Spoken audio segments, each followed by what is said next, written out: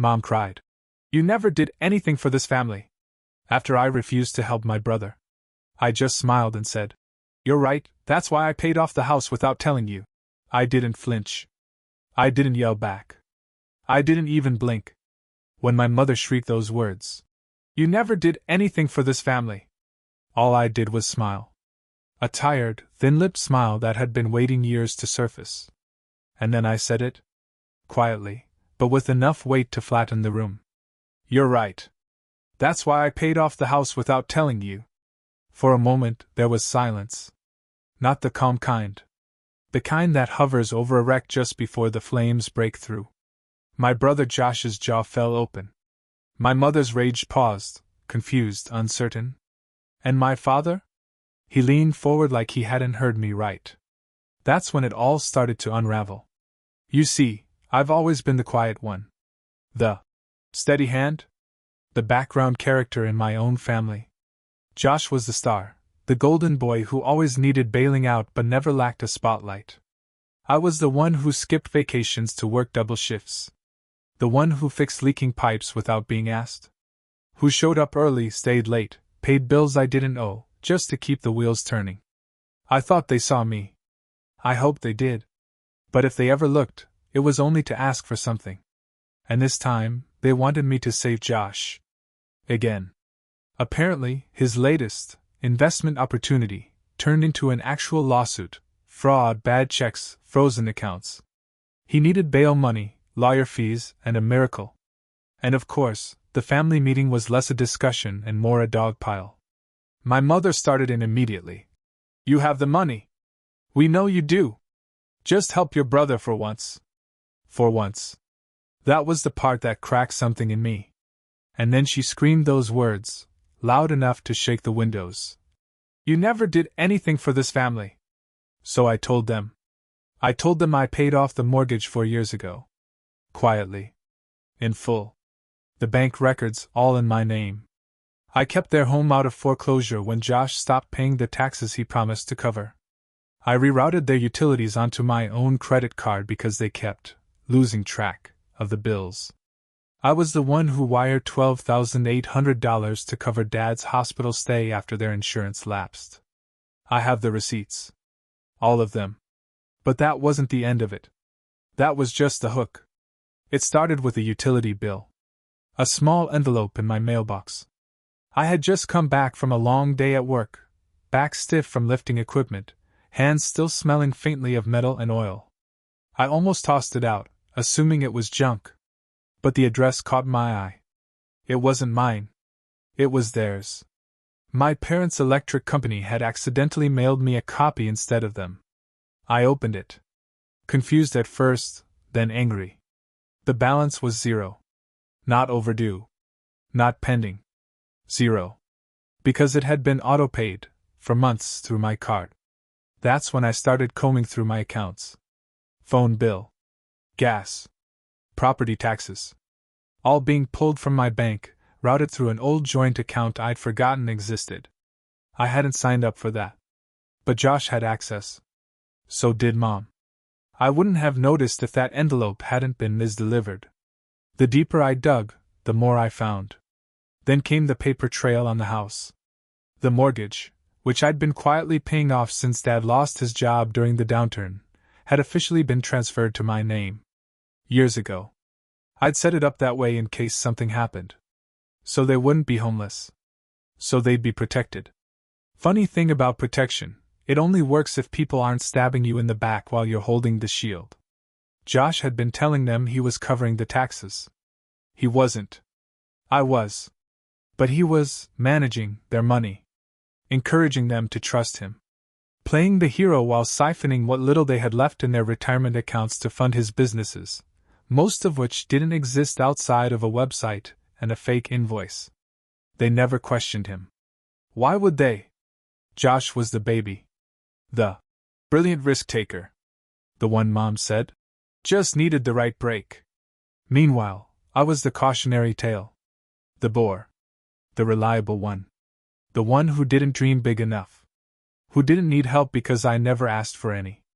Until I did. The day I said no. And suddenly, I was the enemy. I wasn't even angry at first. Just numb.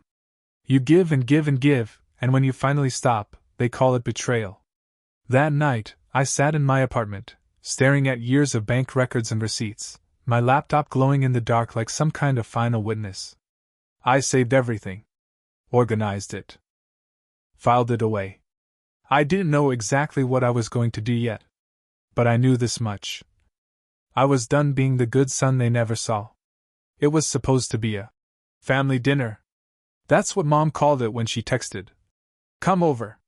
We need to talk about Josh. Please don't make a scene. I already knew it was a setup. When I pulled into the driveway, Josh's BMW, leased, obviously, was parked sideways like it always was. Like rules never applied to him. I stepped inside and found them already seated in the living room. Josh sprawled on the couch, one leg bouncing nervously. My parents sitting across from him, their faces drawn tight with quiet panic. I took the only empty chair, directly across from them. A strange symmetry. Mom jumped in first. Tom, honey, we need to come together right now. Josh is in a really tough place. This lawsuit is draining him. Josh played the part. He looked up at me with watery eyes. I made a mistake. I got in too deep. I thought I could flip this thing fast, but it all fell apart. I'm out of options, man. I said nothing. Dad leaned forward, voice even but firm. Your brother needs you. There it was again. Needs you. That was the family's love language, obligation dressed as affection. You're the only one who can help him now. Mom added, her voice cracking on cue. I waited a moment. Then I pulled a folder from my bag and laid it on the coffee table. Thick, precise, too heavy for anything casual. What's this? Josh asked, already shrinking back. I opened it. Bank statements. Mortgage records. Copies of every payment. Every email. Every dollar I had covered in their names, with their accounts. I watched the color drain from their faces. One page after another, I flipped through it like I was reading bedtime stories. You said I've never done anything for this family? I said, eyes on my mother. Well, here's what that looks like. I slid the last page across the table, the deed transfer. The title to the house. Signed. Notarized. In my name. Dad went pale. Mom leaned back like she'd been slapped. Josh stood up, stumbling slightly. No, you can't do this, he mumbled. I already did. Josh lunged toward the table, but I held up one more document, something he hadn't seen yet. The printout of a transfer he made from their retirement fund into a private investment account. His. Under a fake LLC. I looked at my parents. Did you know he drained your savings to cover a crypto pump and dump scheme? Mom shook her head, mouth open. Dad's face was frozen. I turned to Josh. You forged Dad's signature for that transfer, didn't you? Josh stammered. It wasn't like that. I was going to pay it back. No. I cut in. You were going to let them rot if it didn't work out. Just like always. And then I delivered the final blow. As of this morning, the title has been legally recorded in my name. Which means this house. It's mine. Mom gasped. You wouldn't. I would. And I have. The silence that followed was thick. Real. Not the awkward kind that fills space after a petty fight, but the kind that settles when something ancient finally dies. I stood. You want me to save Josh? Sell the house and use the proceeds. Or better yet, ask him to liquidate his Tesla and his fake LLC. I'm done. They didn't chase me out of the house. They couldn't. They were too stunned. I left them sitting there, Josh with his fists clenched, Mom whispering prayers under her breath, Dad trying to read through the documents like he could somehow erase them by squinting hard enough. The next morning, the text started. First from Dad. We need to talk. Let's be reasonable. Then Mom. This family is falling apart. Please don't do this to us. And finally, Josh. You're seriously ruining everything over a few payments? You think you're better than us because you covered some bills? I didn't respond. Because this wasn't about money anymore. It never really was. It was about being used until there was nothing left, and then being discarded like I never mattered. It was about watching Josh get chance after chance, lie after lie, and still being called the good one. While I worked 2 jobs, skipped meals to pay their electric bill, and never asked for a thank you. But when Mom called me the 3rd time that day, I picked up. She didn't even say hello. "You're doing this out of spite," she said bitterly. "This isn't who you are." I paused. "You're right. This isn't who I used to be. But it's who I've had to become." "You're not thinking clearly," she said, her voice shaking now. "This house is where we raised you." "You mean where I raised myself?"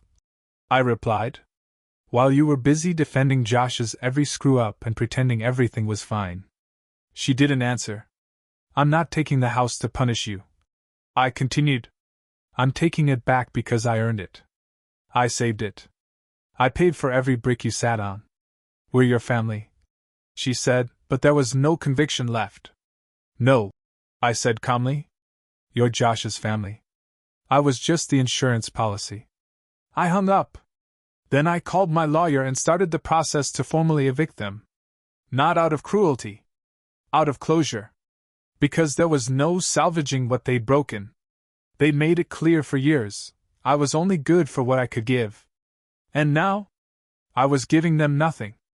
2 weeks later, Josh was arrested. It didn't make the news, he wasn't important enough for that. But the look on my mother's face when she called me, sobbing into the phone, said it all. "They came to the house," she cried. "They put him in handcuffs, Thomas. He didn't even have time to grab a jacket." She didn't ask for help. Not directly. She didn't say the words, "bail money." But I could feel them hovering, just under the surface of every breathless sentence. The truth is, I already knew it was coming. The fake LLC. The investor complaints. The paper trail Daniel, my lawyer, had helped me uncover had already been passed to the right authorities. All I had done was stop protecting him. And without me, Josh unraveled like a poorly stitched shirt. Mom kept talking, blaming. Bad friends. A corrupt system, even. Those websites that trick people. I said nothing. Just listened to the sound of a mother still pretending her child was made of gold while the world melted around him. Finally, she asked it. "You're not going to help him, are you?" "No," I said. "I'm not." There was a pause. A long one. Then, "What happened to you?" I nearly laughed. "You did," I said. "You happened to me. Every time you asked me to fix things. Every time you ignored what he did and expected me to be okay with it.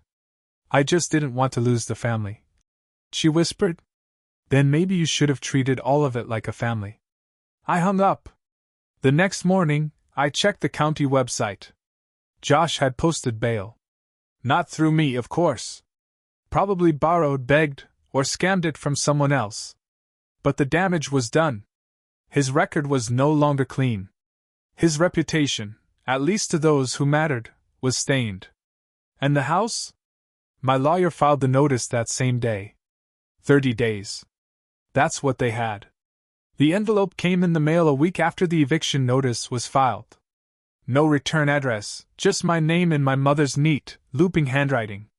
Inside, a letter. 4 pages. Lined paper. Ink smudged in a few places like she'd been crying as she wrote it. I didn't sit down. I read it standing at the counter, coffee growing cold in my hand. The first paragraph was filled with nostalgia. "Do you remember the summer we built the treehouse? You were 9. Josh was 5. You carried every board, hammered every nail, even painted it by yourself because your father said Josh needed to stay inside and rest. You never complained once. The second was an appeal to guilt. I didn't always make the right choices. Maybe I failed you more than I should have. But I loved you. I still do. Families stumble. But we don't tear each other apart when we fall." The third? A plea. "Please reconsider the eviction. I know you're angry. But this isn't who you are. You're better than this.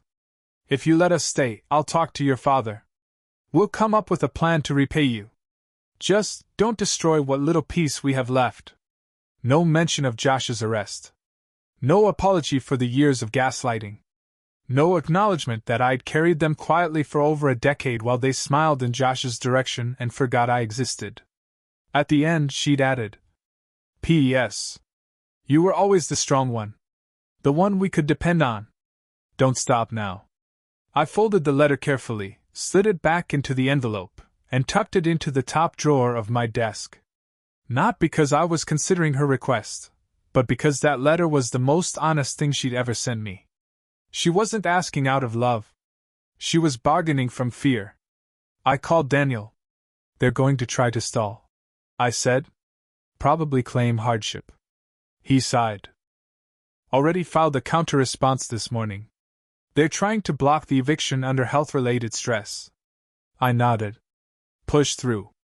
Every day they stay is a lie they think they're still getting away with. He hesitated. You sure you want to go through with this? I looked at the stack of receipts, statements, forged withdrawals, my silent years in ink and numbers. Absolutely. It happened on a Tuesday morning. Cloudy, cold, not quite raining but the kind of gray that makes everything feel heavier. The moving truck pulled up at 9 a.m. sharp. Not for their things, mine. I didn't need much from the house, but what was mine, and I wasn't going to leave it behind out of sentiment. Daniel arrived with the locksmith and the sheriff's deputy just after. All business. No speeches. He had the court order in hand. The deputy gave them 15 minutes to pack up anything immediate before the locks were changed. Josh wasn't there. Of course not. He was probably still hoping some magic lawyer trick would undo all this, or more likely, sleeping off whatever party had distracted him from showing up for his life. My father stood in the hallway, stunned silent, holding a box with exactly 2 items inside, his fishing tackle and an old high school trophy of Josh's that he hadn't touched in years. My mother? She cried. Quiet, shaking tears. Not the kind from pain, but disbelief. Like the spell had finally worn off and she could actually see the world around her for what it was. This was our home, she whispered. No, I said gently. It was mine. You just didn't know it. She looked like she wanted to say something sharp. A parting cut. But nothing came. Maybe she saw in my face that it wouldn't land. Maybe she knew she'd lost. They left that morning with 3 bags and whatever dignity they could still carry. By noon, the locks were changed. The house was quiet. Empty in a way it had never been before. Not sad, just hollow. A vacuum where old Wake used to be. I stood in the doorway for a long time. Not because I missed them. But because I didn't. The first night back in the house was the quietest of my life. No footsteps at midnight. No arguments muffled behind thin walls. No voices rising in guilt or rage or manipulation. Just the hum of the fridge and the steady rhythm of my own breath. I didn't unpack much, just what I needed. A mattress on the bedroom floor. My coffee maker. A stack of old books I hadn't touched in years because there had never been room for peace before. Now, the whole house felt like it was holding its breath, waiting to see what I would do with it. I didn't throw anything away at first. Even Josh's old plaques and photos stayed on the shelves for a few days. Not because I wanted them, but because I wanted to feel the difference. I wanted to look at them and know that they no longer held any power. That the shrine was over. The illusion of who he was, of who I was supposed to be in contrast, that was finished now. A week later, I started boxing things up. Not out of anger. Just clarity. Josh's framed Entrepreneur of the Month award? Gone. The dusty family portraits with me shoved into the background, standing stiff in a hand-me-down suit, while Josh flashed his perfect smile? Donated. It felt like cleaning out someone else's life. For the first time in decades, I sat in the living room and turned the TV to what I wanted to watch. Cooked what I wanted to eat. Left dishes in the sink because I knew I'd get to them, not because someone would come in and sneer at how uptight I was about cleaning. There was no one left to manage. No one left to clean up after. And I didn't feel guilty. I felt free. That word used to sound dramatic to me. Overused. Too big. But now it fit like a worn glove. Freedom was in the little things. The absence of walking on eggshells. The silence after years of being told that love meant setting yourself on fire to keep someone else warm. I was done burning. It was Dad. A week after the eviction. He called one evening, just as the sun was cutting through the blinds and warming the floor in that familiar late-day hush. I almost didn't answer. I stared at his name on the screen for a full 10 seconds, thumb hovering, waiting for instinct to tell me what to do. Then I picked up. He didn't waste time. I knew, he said. No hello. No apology. Just that. 3 words like gravel. I knew about the payments. The taxes. The mortgage. All of it. I sat down slowly, stunned. You knew, I repeated. He sighed. Long worn. I let it happen. Because your mother, she didn't want to believe it. About Josh. About any of it. She thought if we ignored it long enough, he'd grow out of it. But I knew. I couldn't find any words at first. He kept going. I told myself you didn't mind. That you were stronger. That if we leaned on you, you'd forgive us because you always did. He was quiet for a moment. You were never the one who needed fixing, he said. We just couldn't handle the truth that our favorite was the one who broke everything. There it was. Said out loud. No sugar. No excuses. I exhaled slowly. Why are you telling me this now? I asked. Because you deserve to hear it from someone. And I don't want the last words between us to be silence. I nodded, even though he couldn't see it. Thank you, I said quietly. He didn't ask to come back. He didn't ask for help. He didn't even try to make me feel sorry for what happened. He just told the truth. And somehow, that gave me more peace than anything I'd ever gotten from him before. We hung up with no promises. No plans. Just understanding. And sometimes, that's all the closure you really need. I stood at the edge of the driveway a few days later. The same spot where I used to watch them drive off, family vacations I wasn't invited to, dinners I wasn't told about.